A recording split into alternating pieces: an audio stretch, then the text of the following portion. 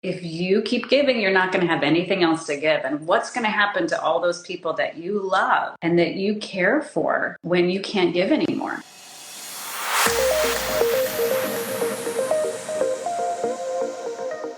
Hello, ambitious entrepreneurs. Sheila Botello here.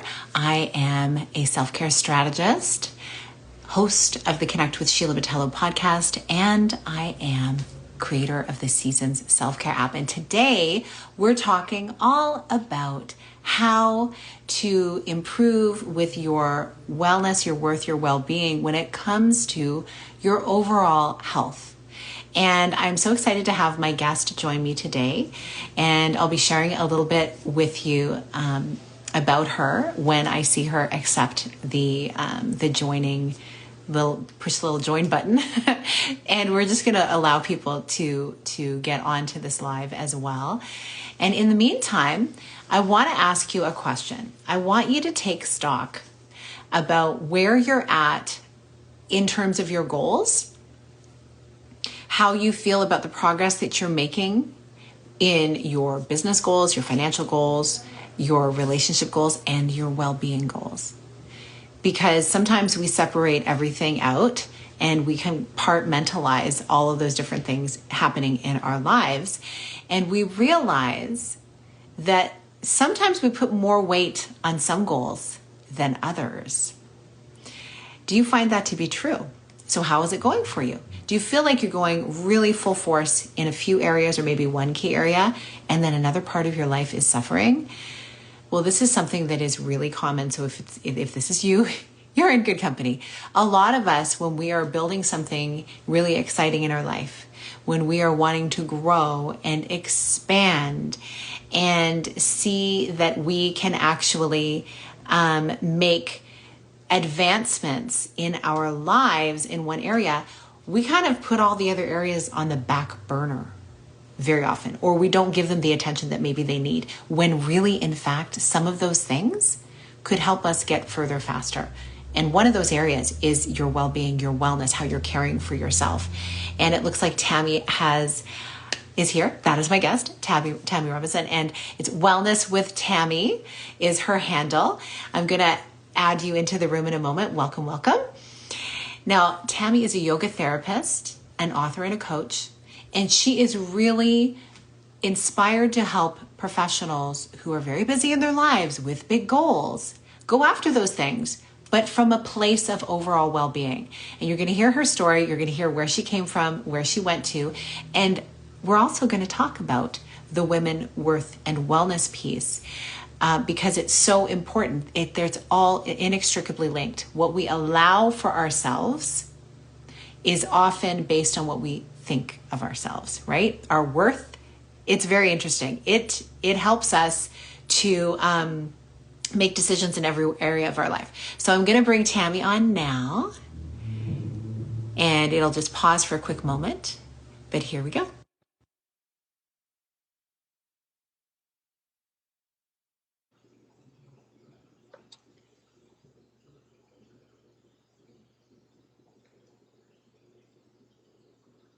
And here she is.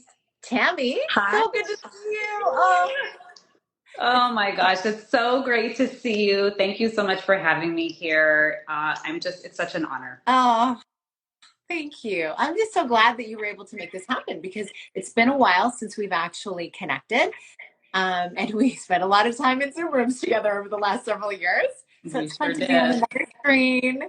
And so, Tami, I've let everyone know a little bit about who you are, but I would love for you to share what is your, like in your own words, describe who you are, what you do, and then maybe tell me how you came into this work. Because I know you have a really interesting story. I'd love for people to hear it.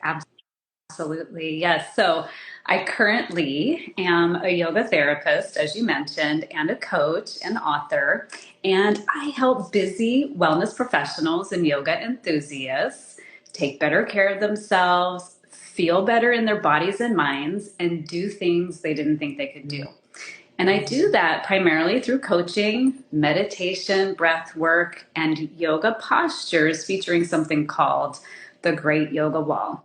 So just a couple words about what that is. If you've ever seen aerial yoga before with silks hanging from the ceiling, it's a very similar concept, but instead of silks hanging from the ceiling, we have adjustable belts that plug into different spaces in the wall, which allows for an infinite possibility of different variations of the poses that you can modify to suit your unique body. So that's what I'm doing now. Where I came from and why I'm so passionate about helping people take better care of themselves and feel better in their bodies and minds is that I came from a place of burnout after having had an award-winning career in the US federal government doing national security related research and analysis, as well as leadership development training there. And it was a really, really rewarding career. I loved it. And at one point, my colleagues and we kind of solved the problem that we were working on. And so one of my bosses said, Tami, you might as well retire now. Usually, you work on your problem for a career and it never gets solved, but here you guys have solved it. So you might as well just retire now. And he was joking, but I kind of, said, well, I'm feeling kind of worn out and maybe it is time to do something different. And while I had an impact on the macro level, kind of the world global level, I realized that there are always going to be problems there as long as we are in ourselves, not taking care of ourselves and not feeling peace within ourselves. That old Lao Tzu poem of, there has to be peace between states, cities, neighbors, and within the self first before we can have peace in the world. So I really took that to heart. And that's when I started doing the leadership development training. And then from there, I was practicing yoga off and on all of my life. My little studio that I was practicing in at the time got this thing called the Great Yoga Wall. And I absolutely loved it. It gave me deeper stretches than I've ever been able to have before. I had been doing a lot of weight training, and so those deep stretches were something I really needed. And the owner of the studio said, you love it so much. How'd you like to go study with the guy who does the training on this and who is part owner of the company and come back here and teach? Well, I ended up going for the training, and then within a year, I had gone back several times for more training and left my stable yet hectic job with the US federal government to move to California, which is where I'm originally from, to go and study with him full time and begin my journey in the wellness space. I know I've heard the story before, but oh my gosh, it never gets old because it's like literally two completely different sides of work and of a lifestyle, like completely different. I do love that you had yoga kind of ground you through the process. I can only imagine the type of stress involved when you're dealing with national security. Hello, especially in the last couple of decades. My goodness. And so, what a beautiful story. And so I know that you have come through this and you've served clients and you do workshops and you have all these different ways that you've served people. And when we were spending our time in the business incubator we were in, it was about how do you leverage your time some more? You love what you do. And how do you get this word out to more people? And so you were really rethinking what your offering was. And so maybe share a little bit about this is interesting. Share a little bit about that time and what you were thinking, like the process in your mind of where you were at, where you wanted to go next now that you had found this new passion of yours. And also, part B, I'd love for you to address the worthiness and the wealth portion, because that's really the series is very about this, because we know people working in wellness spaces, especially yoga, thinking about profitability is not really the first thing that comes to mind. So maybe speak to those two things. Absolutely. So, so let me address the worth one first, because I've really been thinking a lot about this since we set up this call. It's so important. And I was really lucky in that the teacher that I moved to California to study with, through him, I met my teacher who's in India. His name is Jahangir Palkivala. And he really kind of blessed me in a tough love moment conversation where he was like getting on me for not putting myself out there more because I was hesitant. I was like thinking I wasn't worth it. I needed to learn more. And he said, Tami, you are enough. You know enough and you are enough. Just share what you know. Just share what you know. And you hit on a really important point in asking this question, which is that in the wellness industry, that's so uncommon for people to really bless you with that and to really kind of feel that and take that in.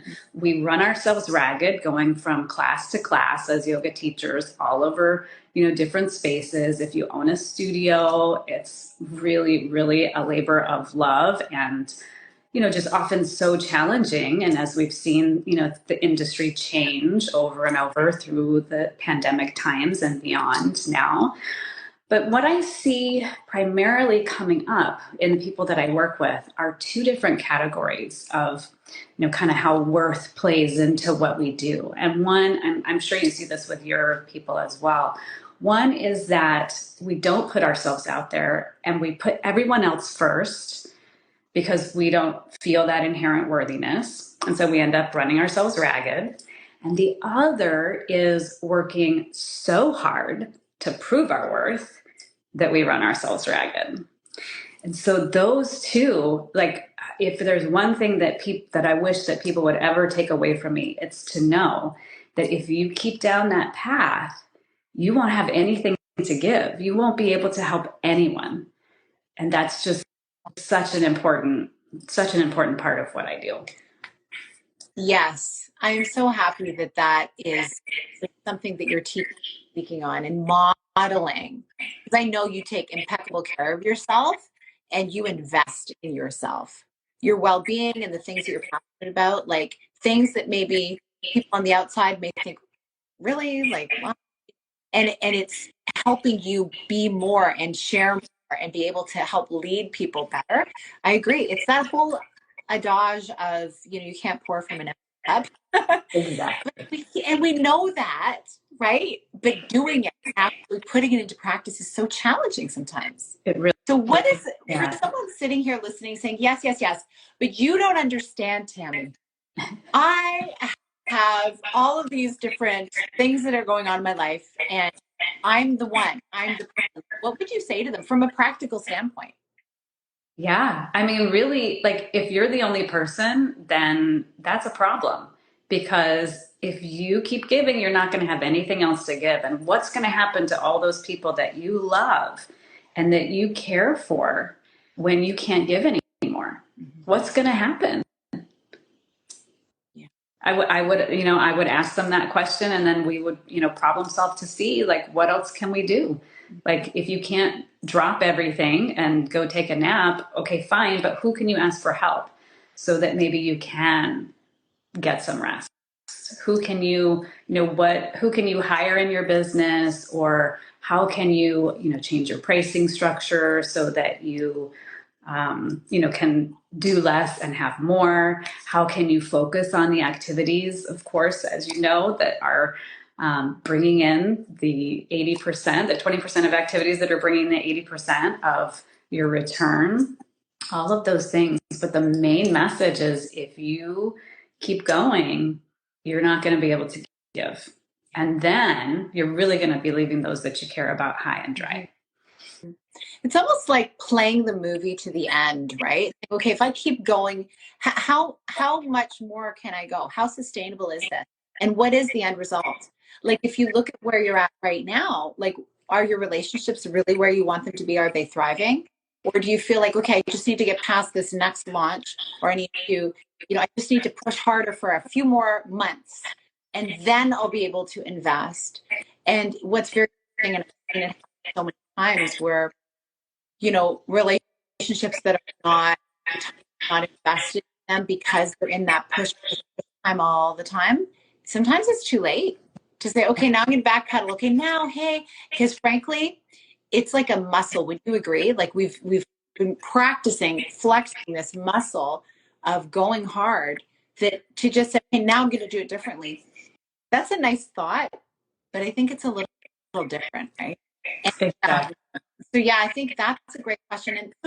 And what do you think about the whole, as we talk about nervous system healing and things, any kind of shift, making a big shift can be so, cataclysmic for our nervous system that we actually freeze and then we don't make the change or we crash. What are some small things that we could do to actually practice these? Like, I love the idea of practicing asking for help. Like, what could that look like? Do you think? Like, what are some, and we've experienced in our groups together. Maybe share some of your favorite ways to practice getting help in small ways. Yeah, absolutely. So, of course, if you're a wellness business owner or any other business owner, hiring people is super, super important. To me, getting the right kind of coaching is also super, super important. And as we have learned from our other times together, I do a lot of those just little snacks of nervous system healing throughout the day where I can just, jump on my yoga ball and hang if I need to just let things go. Or if I feel like super high energy and I'm a little too stimulated, maybe I might dance it out or shake it out. If at the same point, if I'm like feeling dysregulated and kind of too slow and brain foggy, then I might do something similar to that. I'll do a pose. I'll often also just sit and reflect on some of the yoga philosophy that really helps me in these moments. So getting back to that, that person, what would you tell them if, they're saying that's not, yeah, that's you, Tami, I can't do that. What would you say to them? If they're someone who practices yoga, they know the importance of what we call the yama, the restraints, which are how we interact with the world around us. And the very first one is violence. And you can't expect, or not, it's not violence, it's anti-violence, non-violence, peace, right? And so what we try to practice is, to be peaceful and nonviolent and kind towards everyone else, but people forget that piece of being kind to themselves.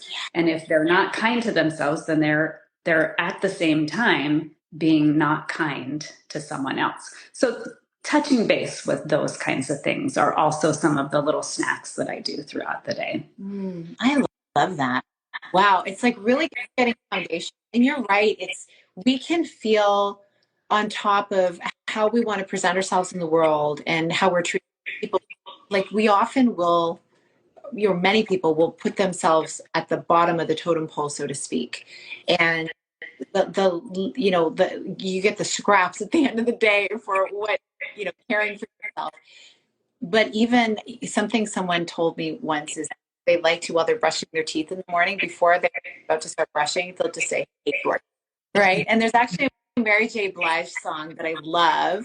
And, it gets you teary depending on how you're feeling. It's called Good Morning Gorgeous. And it is really just like talking about those things that we say to ourselves sometimes and then saying, so I look in the mirror and I tell myself, good morning, gorgeous, and she goes on the song, but it's like framing ourselves like, okay, say some nice things to yourself and start to really believe these things by practicing them over time. But I love how you have shared the embodiment piece, because I think we might think all these great things, but if we're holding on to so much stuff that has not felt good, that's never been released in our bodies, then it's really hard to make progress. I love these embodied practices. Is there a specific, like, because the yoga wall is it's so different. It's like, I'd never heard about it since, actually before meeting you or since actually. It is very, it's its own niche. So what would be something that you actually guide people through, like one of your programs, where people can get an idea of how it works? Maybe you can describe that a little bit more. And then what kind of practice would be really good for someone in this situation? that we've just been discussing. Absolutely. So this also kind of gets back to that other question you asked about what have I been doing since we were together? Yeah. So I have created an online course finally. It was something that I wanted to do for so long, but was unsure of which topic to focus on. And this yoga wall training kind of fell into my lap. My teacher that I moved to California to study with, unfortunately, he passed away in 2019. And his wife asked me, she now has his half of the business, and she asked me to just, continue his legacy. And, as much as I wish he was still here, because he taught the yoga wall like no one else ever can. As much as I wish he was still here, it's just such an honor to be able to try to fill his shoes. And so one of the ways that we've done that is through, or that I've done that is through creating this online course.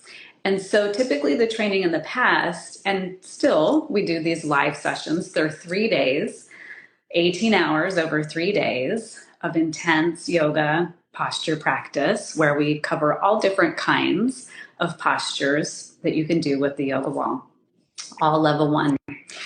But during that time, we never get through everything. And Brian was the same way. Whenever he taught the courses, it was different every time, and we never got through everything in the manual. And so what I did is I created an on-demand course that includes all of the standing poses called Stand Strong. And it's the on-demand courses. We have live sessions, we have a community, we do it in a cohort fashion so that we all go through this experience together. And really what people get from that is they get a sense of what it's like to create safety working with the yoga wall. That's the very first thing we do, is go over the safety principles. They learn all of the different equipment so that they feel safe with it and start to become familiar with it. They learn where to put the belts on the wall, on themselves, and how to do all the different variations of the postures. And so, back to this theme really of nervous system regulation and worth, this embodied practice of learning how to best stand strong in your own individual, unique way based on your body, and not just your body, but your nervous system, your mind, where you are in life, because that changes over time. And the yoga wall is a really great tool for helping us to be able to change our practice with it. It's a wonderful, wonderful way to really get that embodied sense of feeling strong and stable. That is so great. And I'm looking at your background. Is that a yoga wall behind you? It sure is. That is so cool. And so there's like you hook different types of, now what is it? Is it a silk that you're hooking in there? Like maybe show us how this works if you can. I can show you. So we have different kinds of belts here. I'll use the red ones because they're a little bit easier to see. And you just plug them into the wall like so, and then pull down. Oh, wow. It snaps into place. The prototype was safety tested to withstand 1,500 pounds of pull. And at that point, the plate is still fine, but the plywood starts to fail. So I always tell people, unless you weigh more than 1,500 pounds, you're going to be safe on the yoga wall. Great.